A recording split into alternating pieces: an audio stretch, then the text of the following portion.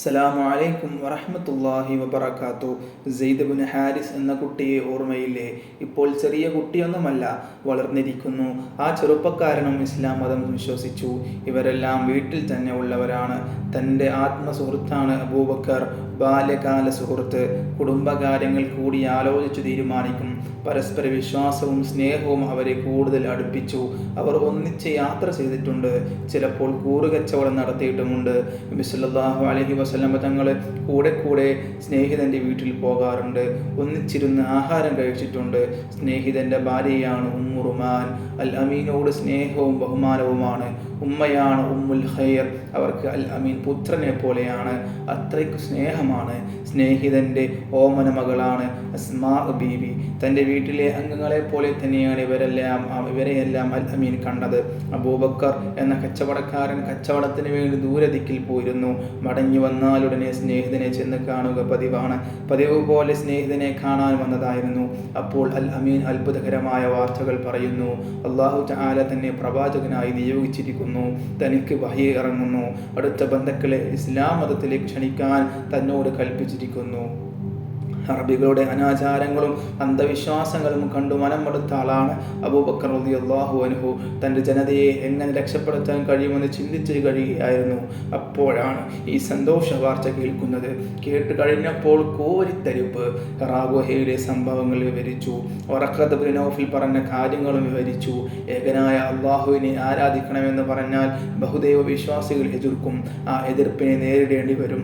പിന്നെ അവർക്കിടയിൽ ജീവിക്കാൻ കഴിയാതെ വരും. സ്വദേശം വിടേണ്ടതായി വരും. അതാണ് വറഖ പറഞ്ഞതിൻ്റെ പൊരുൾ. ഇസ്ലാം ദീനിൽ ആരൊക്കെ വിശ്വസിച്ചു? കൂട്ടുകാരൻ അതറിയണം. എൻ്റെ പ്രിയ പത്നി ഖദീജ. കൂട്ടുകാരൻ ഖദീജയെ കുറിച്ചോർത്തു. സൽഗുണ സമ്പന്നയാണവർ. ധനികയായ വിധവ.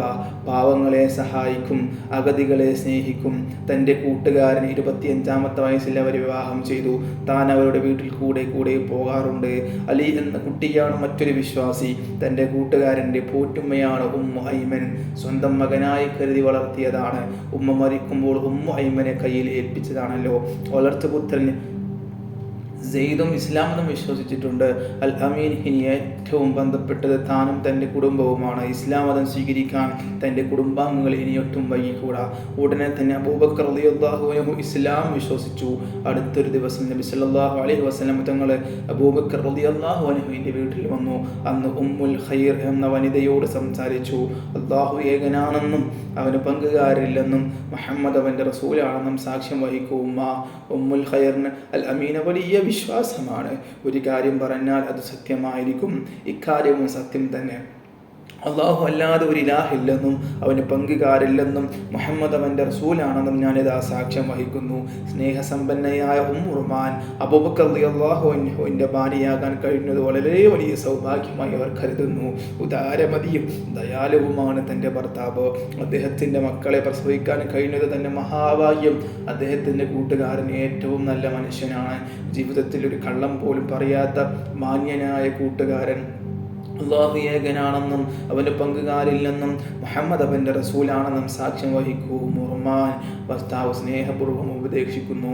ഭർത്താവിൻ്റെ കാൽപാദങ്ങളെ താനും പിന്തുടരും. അതിലൊരു സംശയവും വേണ്ട. ഉമ്മുറുമാൻ ഉറച്ച സ്വരത്തിൽ പ്രഖ്യാപിച്ചു. അത് പറഞ്ഞു കഴിഞ്ഞപ്പോൾ മനസ്സിൽ വല്ലാത്തൊരു പ്രകാശം.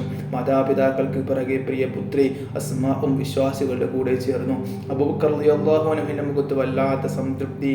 തൻ്റെ മാതാവും ഭാര്യയും പുത്രിയും ഇസ്ലാം മതം സ്വീകരിച്ചു കഴിഞ്ഞു. ഇതൊരു മഹാഭാഗ്യം തന്നെ. പ്രവാചകൻ സല്ലല്ലാഹു അലൈഹി വസല്ലം തങ്ങളെ ആദ്യ സഹായികളാകാൻ കഴിയുന്നതാണല്ലോ മഹാഭാഗ്യം. കൂട്ടുകാർ അസ്മാ ബീവിയെ മറന്നു കളയരുത്. പ്രസിദ്ധനായ സുബൈർ റളിയല്ലാഹു അൻഹു ആണ് അസ്മാ ബീവിയെ വിവാഹം കഴിച്ചത്. പിൽക്കാലത്ത് അവർക്ക് വളരെയധികം കഷ്ടപ്പാടുകൾ സഹിക്കേണ്ടി വന്നു. ഹിജറ പോകുമ്പോൾ അവർ ഗർഭിണിയായിരുന്നു. ഹിജറയ്ക്ക് ശേഷം അസ്മാ ബീവി ഒരാൺകുഞ്ഞിനെ പ്രസവിച്ചു. ഹിജറയ്ക്ക് ശേഷം മുസ്ലിങ്ങൾക്കിടയിൽ നടന്ന ആദ്യത്തെ പ്രസവം. ആ കുട്ടി വളർന്നു വന്നു. ആ കുട്ടി ഇസ്ലാമിക ചരിത്രത്തിന് മറക്കാനാവാത്ത മഹാപുരുഷനായി തീർന്നു. ആരാണ് ആ മഹാപുരുഷൻ എന്നായിരിക്കും നിങ്ങൾ ചിന്തിക്കുന്നത്. പറയാം, അബ്ദുല്ലാഹി ഇബ്നു സുബൈർ റളിയല്ലാഹു അൻഹു ആണത്.